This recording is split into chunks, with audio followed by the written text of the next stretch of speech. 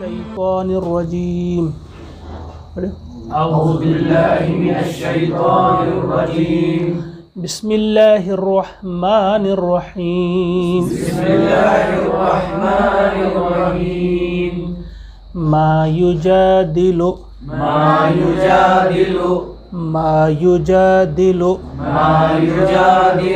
فی آیات اللہ فی آیات اللہ الا الذین کفروا فلا یغررک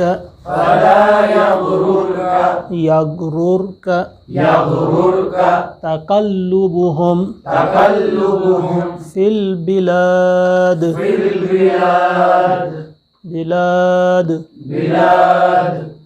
کذبت قبلهم قوم نوح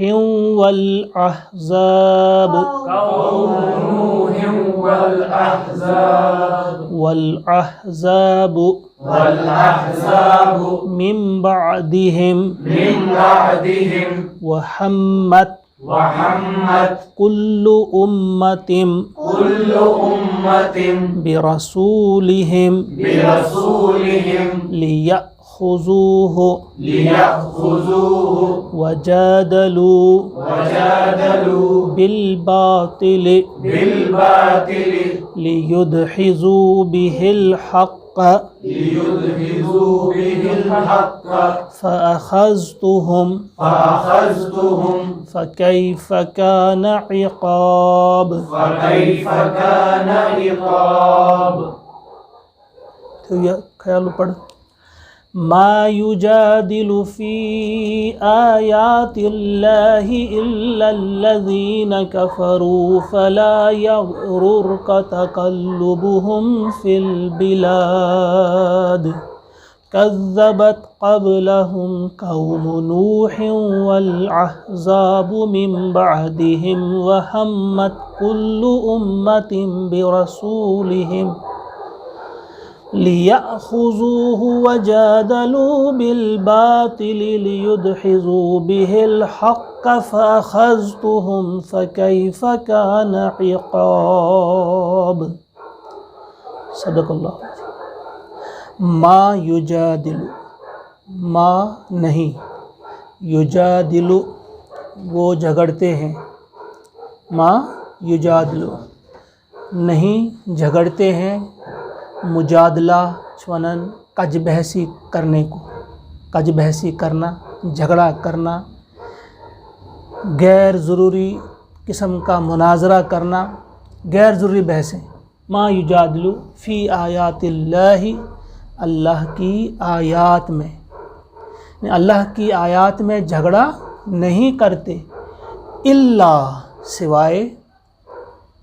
ان لوگوں کے الذین کفروا جن لوگوں نے کفر کیا جن لوگوں نے کفر کی روش اختیار کی وہی لوگ جو ہیں وہ کج بحثی کرتے ہیں یا جھگڑے کرتے ہیں اللہ کی آیات میں فلا یغررک فلا پس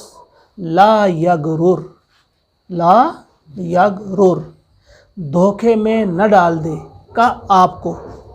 فلا یغرر کا پس آپ کو دھوکے میں نہ ڈال دے اے محمد صلی اللہ علیہ وسلم حضور سے فرمایا جا رہا ہے کہ آپ کو دھوکے میں نہ ڈال دے تقلبہم ان کی چلت فرت ان کا یہ دندنانا فی البلاد شہروں میں فی البلاد فی ہوتا ہے میں بلاد بلدن کی جمع ہے یہ بلاد شہر ہیں شہروں میں اس آیت کو پہلے سمجھتے ہیں ما یجادل فی آیات اللہ کل ابتدا میں جو آپ نے جو آیات پڑھی وہ آپ کے ذہن میں ہے کہ یہ جو قرآن ہے یہ کس کا کلام ہے اور جس کا یہ کلام ہے وہ ہستی وہ ذات یعنی اللہ وہ کیسی ہستی ہے کیسی ذات ہے وہ آپ نے پڑھا نا کیا پہلی چیز غافر الذنب دوسری چیز قابل توبہ، گناہوں کو بخشنے والی، توبہ قبول کرنے والی، شدید سخت سزا دینے والی، اور ذی الطول کے معنی شاباش کشادہ دست، یعنی بڑی قدرت والا، یہ بھی کہہ سکتے ہیں آپ، اس کی طرف سے یہ کلام ہے۔ اب آگے فرمایا جا رہا ہے، یعنی اس ہستی کا ذہن میں رکھے کس عظیم ہستی کا یہ کلام ہے،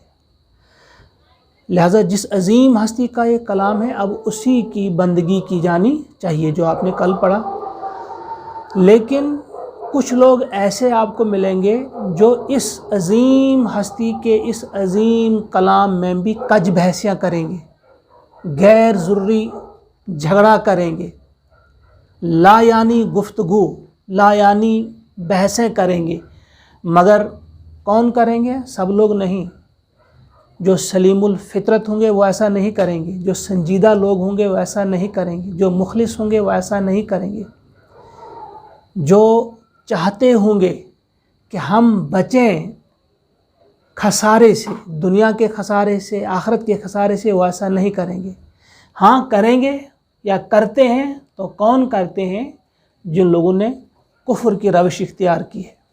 تو یہ کفر کی روش، کفر یہاں دو معنوں میں ہے، ایک تو ہے جس کو ہم کہتے ہیں کفران نعمت، یعنی جتنی بھی اللہ نے ہم کو نعمتیں عطا کی ہیں ہم سب کو معلوم ہے کہ ان کا شمار ناممکن ہے۔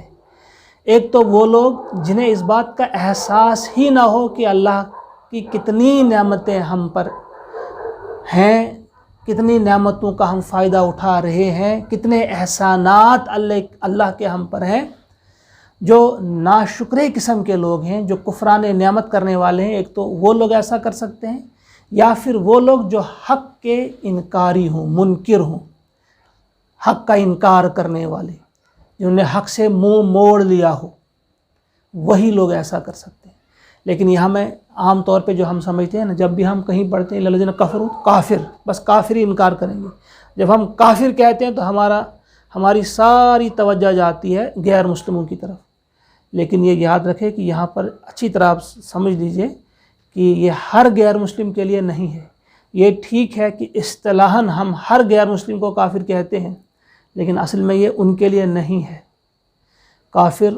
ایسے لوگوں کے لیے کہا جائے گا جن تک حق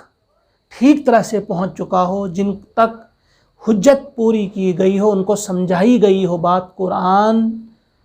کیا ہے، اللہ کون ہے، اللہ کے آخری نبی کیا ہے صلی اللہ علیہ وسلم، جن کو دین جن تک پہنچ چکا ہو ٹھیک طرح سے، اس کے بعد وہ سمجھ کر، مان کر، سمجھ کر، سوچ کر اس کے بعد اس کا انکار کریں، تو ایسے لوگوں کے لیے پھر کہا گیا ہے کہ ویسے ہی لوگ جو ہیں کج بحثیاں کرتے ہیں، وہی کافر ہیں اصل میں، ویسے ہی لوگ جو کافرانہ روش انہی کی ہوتی ہے۔ تو فرمایا جن کی کافرانہ روش ہے، جو کفر کرنے والے ہیں، وہی ان آیات میں کج بحثیاں کرتے ہیں۔ اب یہاں مجادلہ جو ہے یہ کوئی بنیادی طور اسے ہم انکار نہیں کر سکتے۔ ایک جگہ تو اللہ کا حکم ہے کہ مجادلہ تو بڑا ضروری ہے، آپ کو کرنا چاہیے۔ قرآن مقدس میں ایک جگہ ہے وَجَادِلْهُمْ بِالَّتِي هِيَ احسن، کہ ان کے ساتھ مجادلہ کرو مگر احسن طریقے سے۔ گویا حق کو سمجھنے کے لیے بحث کرنا، سوالات کرنا، گفتگو کرنا، یہ بالکل جسے میں کل اس کے بارے میں کہہ رہا تھا مذاکرہ جسے ہم کہتے ہیں۔ کسی آیت کو سمجھنے کے لیے بار بار سوالات کرنا، ایک دوسرے اپنی رائے پیش کرنا کہ میرے نزدیک اس کا یہ مطلب ہے، وہ ایک بات ہے، وہ جائز ہے، جائز ہی نہیں بلکہ مطلوب ہے، وہ پسندیدہ بھی ہے اللہ کے ہاں، وہ درست ہے۔ لیکن کچھ لوگ غیر ضروری جو چاہتے ہیں، کیونکہ جو اصل نقطے کی طرف آنا نہیں چاہتے، وہ غیر ضروری بحثوں میں الجھانا چاہتے ہیں، وہاں سے نہیں بھائی اس کا وہ مطلب ہے، اچھا اس کا یہ مطلب ہے، تو ہم کو حق سے ہٹانے کے لیے، خود بھی دور رہنے کے لیے اور دوسروں کو بھی ہٹانے کے لیے، وہ غیر ضروری نقطے نکالنے کی کوشش کرتے ہیں۔ غیر ضروری وہی کہتے ہیں نا، میں ایک نکالنے کی کوشش، تو وہ درست نہیں ہے۔ فرمایا جا رہا ہے کہ وہ ایسا کرتے ہیں۔ اب جب آپ نے یہ پڑھا کہ کوئی بھی کج بحثی نہیں کرے گا اللہ کی آیت میں مگر صرف کافرانہ روش اختیار کرنے والے یا کافر لوگ ایسا کریں گے، تو پھر آپ کے ذہن میں ایک سوال فوراً آ جائے گا کہ اگر ان کی یہ حرکت ہے اور اس پر اللہ ناراض ہوتا ہے تو پھر انہیں سزا کیوں نہیں ملتی؟ پھر انہیں سزا تو ملنی چاہیے، کیونکہ اللہ کے سامنے کوئی ایسا کرے، اور جب ہم نے پڑھا کہ وہ شدید العقاب ہے، پھر ایسے لوگوں کو سزا کیوں نہیں دی جاتی؟ وہ دندناتے پھرتے ہیں۔ تو فرمایا، ساتھ ہی اس کا جواب بھی دیا حضور کو، فرمایا فلا یغرور کا، آپ کو دھوکے میں نہ ڈال دے ان لوگوں کی چلت پھرت، تقلبہم، ان لوگوں کا دندنانا، ان لوگوں کا چلنا پھرنا شہروں میں۔ یہ آپ کو معلوم ہے کہ وہی قریش مکہ جو تھے وہ سردیوں میں یمن کی طرف اور گرمیوں میں شام کی طرف جاتے تھے، بڑے بڑے قافلے ان کے جاتے تھے، تجارتی قافلے، اور ان کی بڑی قدر و منزلت تھی خانہ کعبہ کی وجہ سے، ہر جگہ ان کی بڑی عزت کی جاتی تھی۔ تو وہ کہتے تھے کہ بھائی اگر اللہ ہم سے ناراض ہوتا تو ہماری یہ عزت نہیں ہوتی،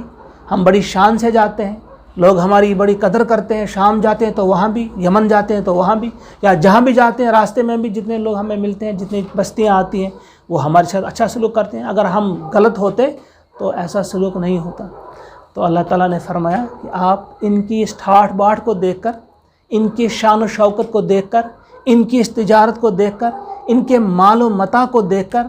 آپ دھوکے میں پڑنا، آپ دھوکے میں نہ پڑنا، ایسا نہ ہو۔ جیسے آج بھی ہم کہہ سکتے ہیں، آج جب ہم دیکھتے ہیں نا امریکن پریزیڈنٹ کا پروٹوکول، کس طرح سے اس کے ساتھ وہ سیکیورٹی ہوتی ہے، یا وہ نارتھ کوریا کا پریزیڈنٹ، یا مختلف جگہوں کے جو ہیں آپ دیکھتے ہیں ان کی ٹھاٹھ باٹھ، اور ان کے ساتھ وہ زیڈ سیکیورٹی، پتہ نہیں کیا کیا سیکیورٹی ان کے ساتھ ہوتی ہے، بڑا ان کا ساتھ روب داب۔ ہم پر بھی کبھی کبھی بیٹھتا ہے کہ بھائی یہ تو لگتا ہے کہ شاید اللہ ان سے خوشی ہوگا، اتنی ان کو ڈھیل دی ہے، اتنا ان پر احسان کیا ہے۔ تو اس کا جواب اس میں آتا ہے کہ اس کی طرف آپ مت جائیں، ان کو یہ اللہ تعالیٰ نے ڈھیل دے رکھی ہے، انہیں ایک موقع دیا ہے، ایک وقت مقرر ہے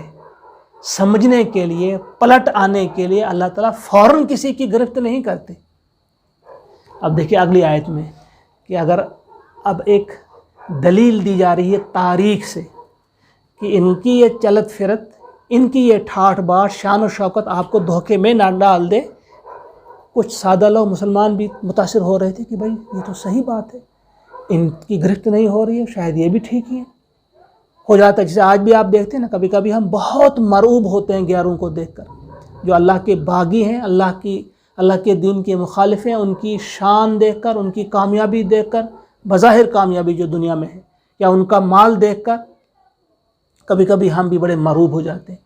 تو پھر ایک مثال دی جا رہی ہے، اب مثال نہیں بلکہ تاریخی حوالہ دیا جا رہا ہے کہ پہلے بھی ایسا ہوا ہے، لیکن پھر ان کے ساتھ کیا ہوا؟ کذبت قبلہم، کہ قریش کی بات تو چھوڑو، ان سے پہلے بھی جھٹلا چکے ہیں۔ ان سے پہلے کون؟ قوم نوح، حضرت نوح علیہ السلام کی قوم، وہ بھی جھٹلا چکی ہے، انہوں نے بھی جھٹلایا تھا۔ والاحزاب، احزاب حزب کی جمع وہ ہوتا ہے، اور الاحزاب حزب یعنی جماعتیں، جتھے، مضبوط گروہ، مضبوط جماعتیں کچھ اور بھی گزری ہیں جنہوں نے جھٹلایا ہے۔ من بعدہم، ان کے بعد، قوم نوح اور کچھ احزاب ان کے بعد، وہ ہمت اور ارادہ کیا، انہوں نے پختہ ارادہ کیا تھا، کل امت، ہر امت نے، برسولہم، اپنے رسولوں کے متعلق کیا پختہ ارادہ کیا تھا؟ لیأخذوہ، کہ وہ انہیں گرفتار کریں گے۔ یعنی انہی کی بات نہیں، یہ جو ان دنوں یہ چل رہا تھا کہ قریش اب سوچ رہے تھے کہ ہم ہاتھ ڈالیں گے اب کن پر؟ حضور علیہ السلام پر، اب انہیں ہم پکڑیں گے، یا انہیں آپ سب جانتے ہیں کہ ان کے ساتھ اب کیا کیا سلوک کیا جانے والا تھا، کیا کیا سوچ رہے تھے، ان پر ہاتھ اٹھانے کے بارے میں سوچا جا رہا تھا۔ تو انہی کی بات ہے کہ ان سے پہلے بھی ہر امت میں ایسا ہوا ہے کہ انہوں نے اپنے رسول کو پکڑنا چاہا ہے، انہیں ارادہ کیا ہے کہ ہم اپنے رسول کو پکڑیں گے یا انہیں گرفتار کریں گے۔ لیاخذوہ وجادلوا، اور انہوں نے بھی جھگڑا کیا ہے، جدال، جھگڑا کیا انہوں نے بھی، بالباطل، حق کی ضد کیا ہے؟ باطل، یعنی باطل طریقے سے، باطل کے ہتھیار سے، یعنی انہوں نے باطل کے ذریعے، باطل کا ہتھیار اٹھا کر انہوں نے ان سے جھگڑا کیا ہے، کج بحثیاں کی ہیں، لیدھزوا بہ الحق، تاکہ اس کے ذریعے، اس باطل ہتھیار کے ذریعے پسپا کر دیں حق کو، یعنی حق کو نیچا دکھانے کے لیے انہوں نے باطل کا سہارا لیا ہے۔ پہلے بھی ایسا ہوا ہے، مگر پھر کیا کیا ہے؟ اللہ تعالیٰ نے ان کی مثال دی ہے کہ دیکھو ان کی طرف میں نے کیا کیا، پھر پس اخذت، میں نے پکڑا ہم انہیں، فاخذتہم، پھر میں نے انہیں پکڑا۔ گویا آپ کو گھبرانا نہیں چاہیے، دھوکے میں نہیں رہنا چاہیے کہ ان کی چلت پھرت، یہ ٹھاٹ باٹ دیکھ کر ہم کو بھی اپنے سامنے رکھنا چاہیے۔ کبھی ٹرمپ کی ٹھاٹ باٹ دیکھ کر، کبھی کسی اور کی ٹھاٹ باٹ دیکھ کر ہم مرعوب ہو جاتے ہیں کہ پتہ نہیں خدا کہاں ہے، پتہ نہیں کیا ہے، ہوگا بھی کچھ، ہماری مدد ہوگی۔ کبھی ہم دیکھیں گے دین کی سربلندی، کبھی ہم دیکھیں گے دین کا گلگلہ، دین کی سربلندی دیکھیں گے کہ نہیں دیکھیں گے۔ فرمایا کہ دیکھو، آپ پچھلی مثالیں دیکھو کہ انہوں نے کوشش کی تھی باطل کے ذریعے حق کو نیچا دکھانے کی، تو پھر فَأَخَذْتُهُمْ، اخذت کیا ہوتا ہے؟ میں نے پکڑا ہم انہیں، فَكَيْفَ كَانَ عِقَابِ، پھر کیسی رہی، یعنی کیسی رہی پھر وہ میری سزا۔ میں صرف سوال کیا، یہ ایسا اچھوتا انداز ہے یہ سمجھانے کا کہ کس طرح سے میں نے ان کی پھر درگت بنائی، ان کا نام و نشان تک مٹا دیا۔ قوم نوح کا، قبلہم قوم نوح والعذاب، ان عذاب میں بہت سارے جتھے ہیں، بہت ساری جماعتیں ہیں۔ قوم سمود، قوم عاد، آپ کو پتہ ہے جن کے بارے میں آپ نے پڑھا بھی ہے، بہت ساری قومیں ایسے تھی، وہ زبردست ان کی طاقت تھی، انسان دنگ رہ جاتا ہے ان کی جو کھنڈرات دیکھ کر، کہیں جو ٹوٹے پھوٹی چیزیں دیکھ کر ان کے، کہ فرمایا جا رہا ہے کہ پھر میں نے جب ان کو پکڑا تو پھر دیکھا آپ نے کہ وہ سزا کیسی تھی، وہ بڑی شدید سزا تھی۔ اسی کے لیے کہا کہ شدید العقاب ہے، جب سزا دیتے ہیں تو وہ کیسی سزا دیتے ہیں۔ تو ان دو آیات، اس کے ساتھ ہم نے تیسری آیت بھی آج پڑھنی تھی، یہ بہرحال وہ رہ گئی، آج کال کریں گے انشاءاللہ العزیز۔ ان دو آیات کا مختصر اس کی تفہیم آپ کے ذہن میں رہی، ہم قرآن مقدس کی ان آیات کو پھر دہراتے ہیں۔ اب پورا آپ ذہن میں رکھیے، اس کا معنی اور اس کے مفہوم تو آپ کے ذہن میں ہے۔ اب اس کو پڑھیں گے ہم اچھی طرح، ایک بار میں پڑھاؤں گا، آپ پڑھیے۔ ما یجادل فی آیات اللہ، ما یجادل فی آیات اللہ الا الذین کفروا، الا الذین کفروا فلا یغررک فلا یغررک تقلبهم فی البلاد، تقلبهم فی البلاد کذبت قبلهم کذبت قبلهم قوم نوح قوم نوح والاحزاب والاحزاب من بعدهم من بعدهم وہمت وحمت كل أمة برسولهم كل أمة برسولهم ليأخذوه ليأخذوه وجادلوا بالباطل وجادلوا بالباطل ليدحزوا به الحق ليدحزوا به الحق فأخذتهم فأخذتهم فكيف كان عقاب فكيف كان عقاب صدق الله العظيم صدق الله العظيم